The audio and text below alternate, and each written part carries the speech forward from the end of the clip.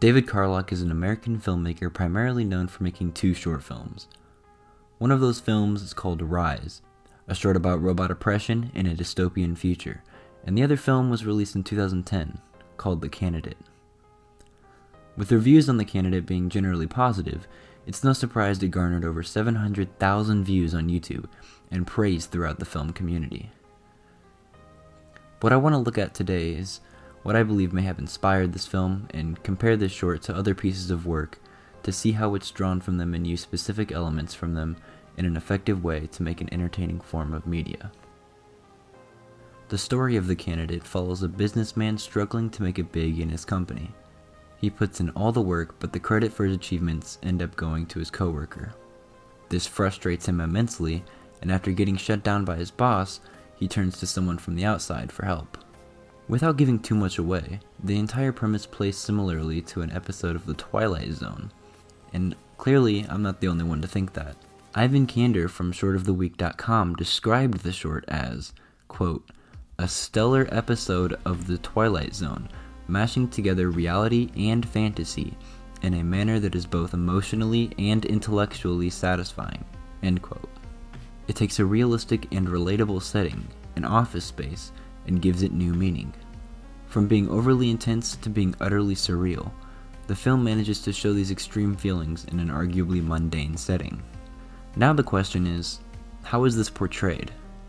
How is this completely average and normal setting transformed in the way it is? To explain, I'll turn to the style of a specific director, Christopher Nolan. Yet, even more specifically, how the introduction to this short film is similar to the introduction of The Dark Knight. First, let's watch how each scene opens up.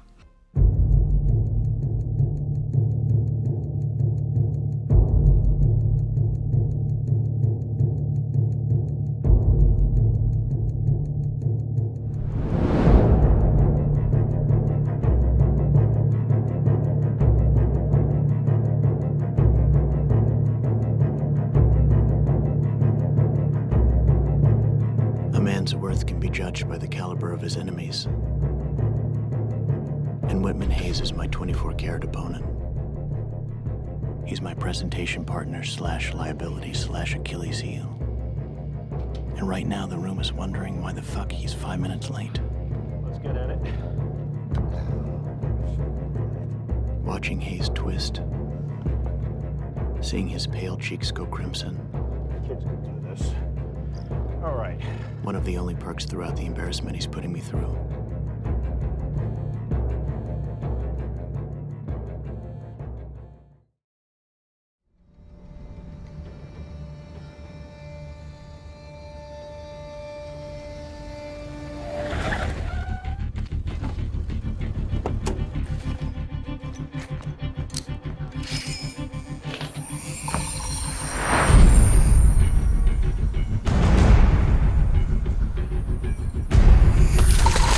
Three of a kind. Let's do this. That's it? 3 guys? 2 guys on the roof. Every guy gets a share. 5 shares is plenty. 6 shares. Don't forget the guy playing the job. He thinks he can sit it out and still take a slice. I know why they call him the Joker. So why do they call him the Joker? I heard he wears makeup. Makeup? Yeah, to scare people. You know, war paint.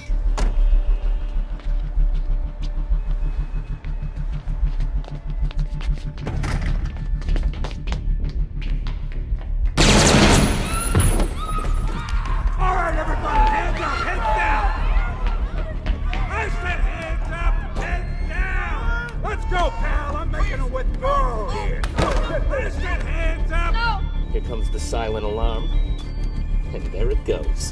Heads down. All right.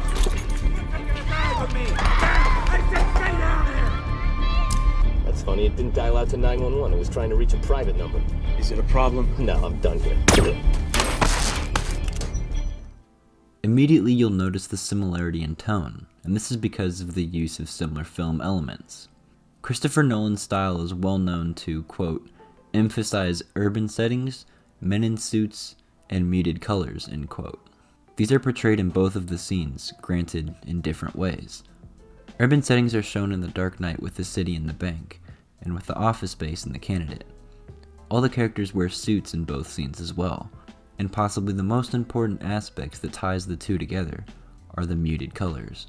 Both use rather drab color schemes with a heavy emphasis on exaggerated shadows, harking back to the era of film noir, another one of Nolan's staples. Further evidence for this relation can be found in the camera work.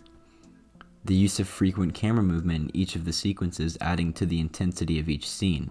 Both have some similar shots, including slow forward camera movements, as well as the use of handheld shots being prevalent.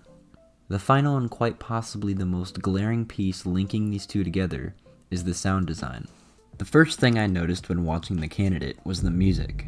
It hits you hard, with fast-paced drums, intense strings, and the use of horns to top it all off.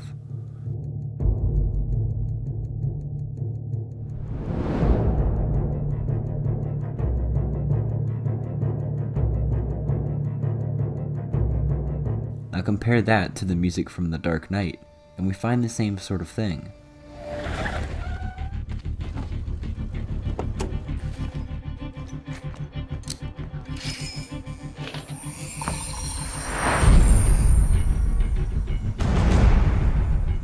With this specific style of music being well known to be used by Nolan in his films, it yet again forces that comparison to come up.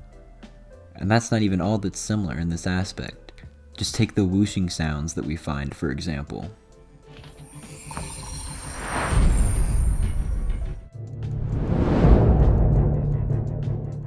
Now, while it's clear to me that The Candidate draws from Nolan and his established style, he does so in a unique way. Nolan's films always have these grand stories, with high stakes and intense action, but that's not quite found in The Candidate. Instead, Karlik applies these techniques to a normal setting to give it this grand feeling without anything that crazy going on. It uses this established style in a different way, making it something new, fresh, and interesting. He breaks conventions, subverts expectations, and delivers one of the most intriguing short films of all time.